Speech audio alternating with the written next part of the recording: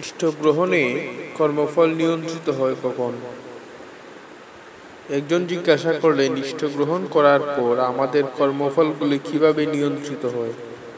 শ্রী শ্রী ঠাকুর: প্রত্যেকটি কর্মই আমাদের মাথায় একটা ছাপ ফেলে এবং ব্যুৎপত্তিও সৃষ্টি হয় সেই অনুযায়ী।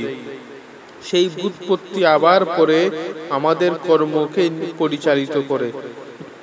সদ্গুরু গ্রহণ করার পর ওই ব্যুৎপত্তির মধ্যে যদি এমনতর পরিবর্তন সৃষ্টি হয় যার দরুন আমাদের প্রবৃত্তি মুখরতা ইষ্টস্বার্থ প্রতিষ্ঠার দিকে পরিচালিত হয়, তাহলেই কর্মফলের কিছুটা নিরসন হচ্ছে বলে বোঝা যাবে।